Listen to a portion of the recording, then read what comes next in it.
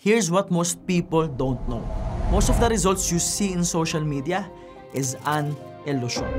To sell you a shortcut to success so they can leverage in your insecurity and struggles. Because if you have big dreams, I'm sure that you are struggling really hard right now. And this is something that most people are afraid to admit or even talk about. Because they are seeing a lot of success in social media and they assume that they are alone. Struggling in their career, struggling in their lives, struggling hard in their business. Everything we have right now is a byproduct of patterns. Lahat ng nangyayari sa mundo may patterns. What we are learning in school, there's a curriculum, there's a pattern. How to operate a business, there's always a pattern. If you are an employee right now, you are part of a system, and there's a pattern around it. Meron kang susundan na sistema. What made that possible was one pattern recognition that changed humanity. Yes, it's pattern recognition. And everything is built through patterns. If you want to expand your career, if you want to move forward from all your struggles, from all the pain that you have right now, you have to recognize the patterns. Kasi hindi ka makakaalis kung paulit-ulit yung nangyayari sa'yo. If you want to grow as a person, discover who you are, you have to recognize the patterns. If you want to expand your business, you also have to recognize the patterns. And we will focus on two patterns right now. The patterns in your personal life, understanding where you are right now, and the patterns in the world, making you understand why most businesses are struggling right now. So let's start with your patterns. Understand that who you are right now is a byproduct of your patterns. So kung galing ka sa hirap, most people who came from a very poor background, nahihirapan magpayaman, nahihirapan mag-move forward. Not because they don't have the skills, not because hindi nila kaya, not because of the lack of opportunities, or maybe the lack of capital. Nagkataon lang na mas sanay silang maging mahirap. So the decisions, the habits, the choices that they are making every single day, nakabase sa lumang pattern nila, which is yung pagiging mahirap. If someone is always the victim, toxic, negative, masyadong pabebe, it's really hard for them to be happy. It's really hard for them to move forward and build a new self-image. Not because hindi nila deserve, not because hindi sila magaling, but because nakasanayan na nilang maging pabebe. So who we are, the choices that we make, nanggagaling siya sa old patterns na meron tayo. So if you want to change your life right now, you have to change your patterns. Pero para mabago mo yung patterns mo, kailangan i-recognize mo muna ano ba yung patterns na meron ka at nasaan ka ngayon. So again, balik tayo sa struggles. If you have big dreams, you are probably struggling right now. Yun yung sabi ko sa inyo kanina. Because the reality is, every 10 years, meron tayong tinatawag na personal crisis. So from 0 to 10, syempre lumalaki tayo, mahal na mahal tayo ng magulang natin, nakukuha natin yung mga gusto natin, iiyak ka lang, meron ka ng gatas, iiyak ka lang, meron ka ng pagkain. Pero, dadating yung time na papasok ka na sa school. And most of us, yung first time natin sa school, hindi ko alam kung naaalala nyo pa, pero yung first time mo sa school, di ba umiiyak ka? Di ba parang ayaw mong umalis yung nanay mo o yung tatay mo? At dumating pa sa point na parang mas malaki pa yung bag mo kaysa sa'yo. Kasi ang daming libro, di ba? And little by little, you will experience pain. Kung dati lahat ng gusto mo nakukuha mo, naiintindihan mo na yung reality ng buhay, and maybe you will hit puberty. 11 to 20 years old, mas competitive na. Baka na-in-love ka na nito. Yung ibang kabataan, buntis na nito. Yung ibang kabataan, naghahanap buhay na. Gumagawa na ng paraan para sa sarili nilang baon. Yung iba, may side hustle na. Yung iba, problemado na sa buhay. And this is where you will realize a lot of things at nandito yung pinakamabigat na rejection sa buhay mo. Betrayals, broken agreements, bottom line, broken-hearted. 21 to 30, baka nagtatrabaho ka na, may pamilya ka na. And most of us, nagiging sandwich. Kasi pag may hanap buhay ka na, kumikita ka na ng pera, kailangan mong suportahan yung magulang mo, yung sarili mong pamilya, at susuportahan mo yung anak mo. So ipit ka ngayon, sandwich ka ngayon. Pagdating ng 31 to 40, yung anak mo, dadaan na rin sa struggle. Mag-aaral na rin. Mas malaki yung gastos. Pagdating ng 41 to 50, nakakasakit ka na, problema mo na health, lumalaki na yung mga anak mo, mag-aasawa na rin, iiwan ka na, and it will be a never-ending cycle. The point is very simple. Nasaan ka sa buhay mo ngayon? Because remember this, weak people react, leaders anticipate. Instead of using your situation as an excuse, ito kasi yung pinagdadaanan ko. Nahihirapan ako sa school, Sir MJ. Ang hirap mag-work, Sir MJ. Instead of using the crisis in your life as a form of excuse, as a form of drama, gusto kong maintindihan mo, bawat stages ng buhay mo may drama. Bawat stages ng buhay mo, pwede mong piliin yung excuse. Or pwede mong i-recognize yung patterns na, teka, ito ako ngayon sa buhay ko, next 10 years, mas mahirap na. So, kailangan kong galingan ngayon. Kailangan kong itodo ngayon. Kailangan kong isolve yung problema ko ngayon. Because you won't be able to solve your problems without acceptance. Lagi kong sinasabi sa inyo, if you wanna be pointed towards the right direction, you have to have a destination and you have to accept and recognize where you are right now.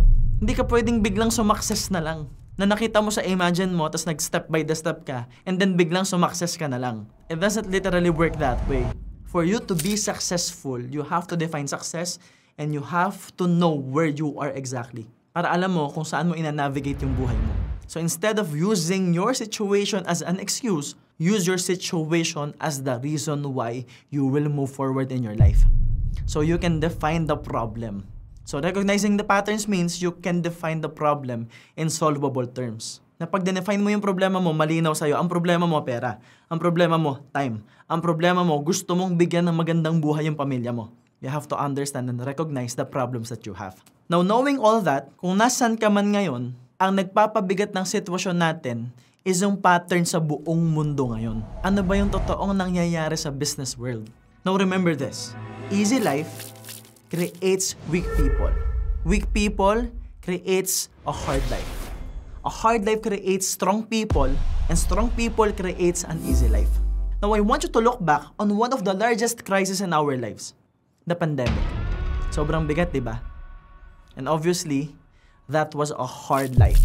Now, during a hard life, alam naman natin, ang reality, maraming sumusuko, maraming negosyo yung nalugi, maraming nawala ng trabaho, maraming nawala ng career, marami din sa mga mahal natin sa buhay, nawala. Pero, marami ding yumaman. May mga na-build na strong people na nagsimulang mag-create ng content, na nagsimulang tumulong sa mga tao. May mga nagsimula ng negosyo na sobrang laki na ngayon. May mga nagsimula ng bagong career, content creation, marketing, network marketing, selling insurance, selling cars, selling real estate, selling anything. And it's not about what you sell, it's not about the strategy, it's about the people. Yung mga strong people na naging consistent during the pandemic, during the crisis, sila yung sobrang nag-aani ngayon. Sila yung sobrang yumaman. Sila yung sobrang naging successful. But the thing is, the strong people created an easy life for you. One major example is the content creation era. The information that you need to become successful right now is free. You can see a lot of content creators, and I've been creating massive value for you guys. Uploading videos every day. Being able to upload 40,000 videos. A total of 1 billion views. More than 3,500 hours of content. So what we are doing is we are creating an easy life for you. But the easy life created weak people. So those who have easy access to information, let's admit, hindi nila ginagamit. Hindi nila ina-apply. Kasi nakukuha nila yung information ng libre. So ang nangyayari ngayon, napakaraming information, napakaraming value yung pwede mong aralin, napakaraming educational stuff na libreng pwede mong aralin ngayon mismo, but because people are getting weaker, they are looking for shortcuts. Yan yung nagagamit ng mga scammer ngayon. Because again, they wanna leverage your insecurity. Kasi nga alam nilang nagmamadali ka. Alam nilang desperado ka na. Kasi nga may patterns ang buhay. So right now, you have to anticipate nasaan tayo ngayon. Nasaan ang buong mundo ngayon, especially in the business world. Kasi pag naintindihan mo kung nasaan ka, hindi ka magkakamali ng desisyon. Another example is pinadali yung affiliate program. Diba si TikTok, may TikTok Live? Yung products na ginagamit mo, you can simply create videos around it at pwede ka nang kumita. It was a big thing before, it was a strategy, and since everyone is doing it now, it's not a thing anymore. Ang daming nagbenta ng course, paid webinars, paano kakikita sa TikTok. Nasa na ngayon? It's not about the strategies, guys. It's about you growing as a person. It's about you learning how to navigate through the seasons of life. So pansin nyo, ilan lang yung totoong yumaman sa affiliate program ng TikTok. And then wala na ngayon. And then may bago ng uso. And then sa tingin nyo, ilan ang yayaman sa mga shortcuts na yan? Sobrang konti lang din. Pero ano ang totoong magpapayaman sa'yo? Recognizing the patterns para hindi ka magkamali ng decisions mo. And since napakaraming weak people, we are now in the hard life again. A lot of businesses are struggling right now, guys. You will see a lot of network marketing terminating their leaders. Like, all the big companies now are terminating their leaders. Ang daming network marketing junkie ngayon. Ang daming junkie ngayon sa employment. Ang daming junkie ngayon sa negosyo. Ang daming nagtatayo ng bagong negosyo kasi akala nila sa pagputok ng AI, doon sila yayaman. Hindi nila naiintindihan na kailangan may self-mastery ka muna, kailangan may pundasyon ka muna sa sarili mo para hindi ikaw yung gamitin ng software, para hindi ikaw yung gamitin ng AI. Kailangan, as a businessman, ikaw yung gumagamit ng strategies, ikaw yung gumagamit ng AI, ikaw ang gumagamit ng pera. And it's a cycle, guys. Ang social media, para yumaman ka, kailangan ikaw yung gumagamit. Pero pag ikaw na yung ginagamit ng social media, masyado ka nang insecure, masyado ka nang pabebe, masyado ka nang nakafocus sa attention ng ibang tao, validation from other people, your life will be miserable. Dapat ikaw ang gumagamit ng pera, pero hindi dapat ikaw yung ginagamit ng pera. Dapat ikaw yung gumagamit ng strategies, pero hindi ikaw yung ginagamit ng strategies. Dapat ikaw yung gagamit ng AI. Instead na gamitin ka ng AI. You don't let technology use you. Technology is amazing, guys. I'm here to tell you. Sobrang dali ng yumaman ngayon. Sobrang dali ng mag-create ng sistema ngayon. But the main reason why it's really hard for us right now, we don't even know our own patterns. So I'm here making you understand that most businesses right now, because of the fast technological advancement, ang bilis ng adjustment na nangyayari, ang bilis ng innovation na nangyayari, we are in a hard life. And a lot of people are giving up right now. Ang daming sumusuko, ang daming nagkikwit, ang daming nawawala, ang daming nagsiswitch ng career, ang daming nagsasara ng negosyo, tapos mag-o-open ulit. Your job now is to stay in your career, to stay in your business. Tandaan nyo to, guys. Sa ginagawa natin sa pagnenegosyo, hindi matera matibay, matera mayaman. I just want you to understand na ang panahon ngayon, ito yung time magtanim ng magtanim. Kasi pag nagtanim ka sa maling panahon, wala kang aanihin. Pero pag nagtanim ka sa tamang panahon, sobrang dami ng magiging harvest mo. It's time to till the soil and plant the seeds. And that is where we are right now. So imagine, since alam mo na yung sitwasyon ngayon, okay. Kahit pala marami nagpo-post ng maganda sa social media ngayon, most of them are struggling right now. Maybe it's simply a form of marketing. Or maybe marami lang talaga silang ipon. Pero hindi porket nagpo-post ng magaganda yung mga may-ari ng kumpanya, hindi ibig sabihin ng sobrang taas ng profit nila ngayon. Marami lang yung ipon. Nakapag-create lang yan ng sistema. And maybe they know what to anticipate during these times. So I want you to anticipate na hindi ka talaga aani ngayon ng mabilis. Para pag umani ka, grateful ka, mas masaya ka. And then build evidences that you can. So pag nalampasan mo yung crisis sa buhay mo ngayon, at yung crisis na nangyayari sa buong mundo, yung hard life, when the easy life comes, sobrang dami ng harvest mo. Sobrang laki ng kikitain mo. So instead of focusing on the easy life, the easy way out, the shortcut, your job is to become a strong person. And I challenge you right now. You can enroll in courses that will give you the shortcut, that will give you automation, paano ka gagawa ng content na hindi kita yung mukha mo, paano ka gagawa ng content na hindi mo kailangan magsalita kasi AI lahat. I challenge you. You can do that or you can enroll in my courses. Success Blueprint, Self-Mastery. Dedicated to make you a strong person so you know how to navigate through struggles, know how to navigate through challenges, and then compare. Alamin mo sa sarili mo kung ano talaga yung magkikreate ng resulta sa buhay mo. Is it being a strong person? Is it having self-mastery? Is it understanding the decision-making patterns? Is it anticipating the patterns, what will happen next, especially as a leader? Or aralin mo yung mga shortcuts na after 1 month, 2 months, 3 months, lipas na at may bago na. You have a choice. Either become a weak person looking for automation or become a strong person who will lead your family, who will lead your team, who will lead people during these times of struggle. Now, the next skill you must learn after recognizing the patterns is pattern utilization. Kasi kung naiintindihan mo na yung patterns, alam mo na yung patterns, dapat alam mo paano i-utilize yung mga patterns. One example is kung galing ka sa hirap and then na-notice mo sa patterns mo na paulit-ulit negative yung lumalabas sa bibig mo. Na-notice mo sa patterns mo na masyadong malalim yung inggit mo sa kapwa mo. Na-notice mo sa patterns mo na masyado kang distracted. Pag may narinig kang negative, mas nagpo-focus ka dun. Those are what we call patterns. And that is the main reason why you are still poor right now. So pattern utilization means knowing how to use the patterns that you are able to recognize. So alam mo sa sarili mong may mali, and learning how to break those patterns. Alam mong mali yung lumalabas sa bibig mo, break the patterns. Nung nakakita ka ng sports car na negative ka, break the patterns. Napansin mo na lagi mong nilalagay yung sarili mo sa community na hindi makakatulong sa'yo. Sa community na puro inuman, puro toxic, puro sugal. So you are now utilizing all the information, but again, ikaw pa rin ang pipili. That's why you have to learn how to utilize. You have to learn how to use the patterns. Kasi kahit ibigay sa'yo lahat ng information na kailangan mo, kung hindi mo gagawin, wala rin. Like business, strategies, tools, technology, AI, those are vehicles. Sa mga tools, negosyo, strategies, may strategies na mura, madaling i-maintain pero mabagal. Pwedeng Mirage yan, pwedeng Vios yan, pwedeng Tricycle yan. Mura maintenance pero mabagal yung takbo. May mga strategies, tools, and businesses na parang Ferrari. Pogi tingnan, pero mahal ang maintenance. Pero magandang tingnan sa iba. May mga performance vehicles na sobrang bilis, pero risky. Mataas yung chance mo na ma-accident. Mahal din ang maintenance cost. So mabilis nga, pero magastos. So my point is very simple.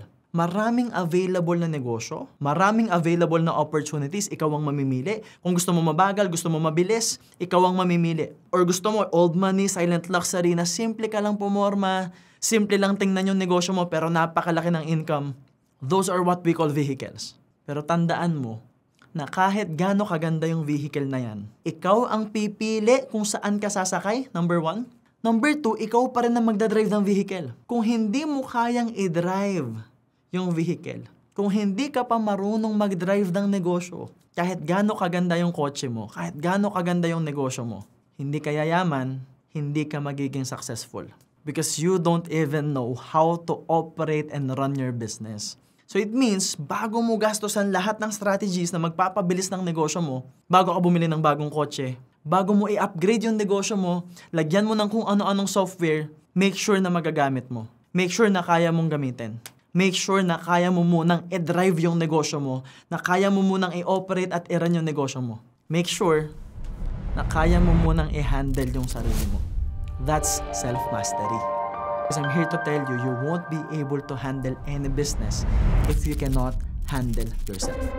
That's the basic foundation of everything.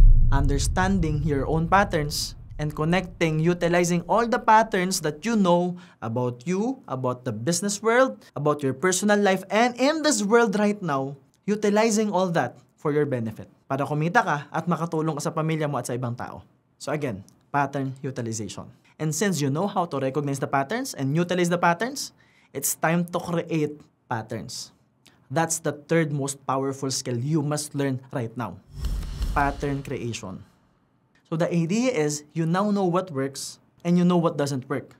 So yung hindi nagwo-work, break those patterns. Interrupt those patterns. Everything that is working for you, the patterns that you are able to utilize for your benefit, create new patterns around it. And that is how you build systems. Ngayon, pag magbibuild ka na ng sistema at alam mo exactly ano yung sistemang gusto mong i-build for your business, dyan napapasok yung softwares.